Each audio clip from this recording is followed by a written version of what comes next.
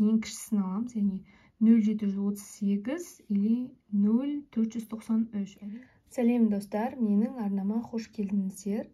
Менде бір оқырманым сұрақ қойған екен. Мырыштың 48 граммы және осындай тұз қышқылының 20% 180 граммдық берілген. Оның реакция нәтижесінде түзілген сутек газының көлемін анықтау болып табылады екен. Осыны қазір көрсететін боламын. Ең бірінші біз реакция теңдеуін, бізге қажетті реакция теңдеуін жазып алатын боламыз. Мінекей көріп отырғандарыңыздай бізге қажетті реакция жазылды. Яғни мырыш пен тұз қышқылын әрекеттестіргенде цинк хлориді және сутек газы бөлінді. Осы жерде бізде сутек газының көлемін анықтау болып табылады. X литр деп қоямыз. Және бізге белгілі заттарды өзімізге ыңғайлап белгілеп аламыз. Мысалы, цинк және H хлор бізде белгілі. Және жоғарысына керек массаларын жазып аламыз.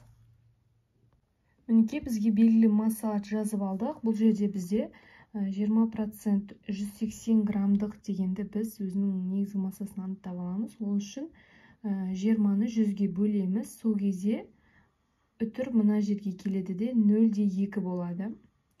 Яғни біз 20-ны пайыздан құтылып алдық. Сол кезде 0,2. 0,2-ні көбейтеміз осы массаға 180-ге. Сол кезде 36 грамм. Сонда бізде тұз қышқылының массасы 36 грамм екен. Практикалық массасы сол кезде осы масса бойынша есептеу жүргіземіз. Яғни бізде осы мырыштың және H хлордың зат мөлшерлерін есептеп алатын боламыз. Мына жерде мен зат мөлшерлерін тауып алдым. Зат мөлшерін табу үшін массаны М-ге бөлеміз. Яғни осындай формула бар. Массасы бізде 48 грамм. Міне мырыштың массасы, яғни берілген массасы. Ал М дегеніміз бұл МР-ге тең, яғни ол 65 бізде, яғни таблица бойынша қарасаңыздар, бізде 65-ке тең. Сол кезде 48-ді 65-ке бөлгенде 0,738 моль болады. Мына жерде H хлор үшін зат мөлшері тура осылай, масса бөлінген М-ға, М МР-ге тең. Сол кезде H хлордың МР бізде 36-да 5-ке тең болады. Өйткені мынау хлор 35-те 5, 35-те 5-ке 1-ді қосқанда 36-да 5 болады екен. Сол кезде 36-ны 36-да 5-ке бөлеміз. Сол кезде бізде 0,986 моль болады. Енді осы жерде мән беретін нәрсе, мына жерде реакция бойынша алдында коэффициенттерге қараймыз. Мысалы, цинктің алдында 1 бар, ал H хлордың алдында 2 бар. Осы 2-ге бөліп жібереміз, яғни алдына коэффициенттерден құтылу үшін. Сол кезде H хлордың шыққан осы молін бөлеміз 2-ге, өйткені алдында 2 болғандықтан. Ал мына жерде 1, оны бөлудің қажеті жоқ, өзі шығады мына санның. Сондықтан да мына 2-ні болғандықтан 2-ге бөлеміз осы 986-ны.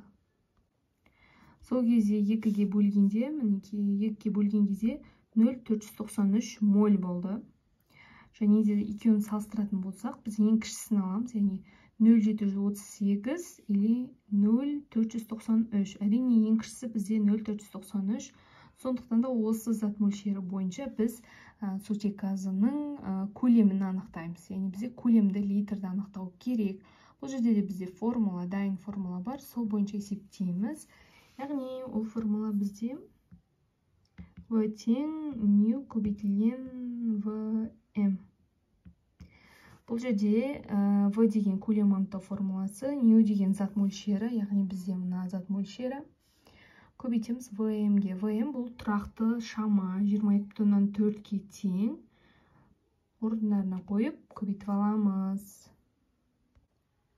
Сол кезде бізде, яғни орындарына қойғанда 0,493 моль көбейтілген 22,4, мына ВМ-нің тұрақты шамасы.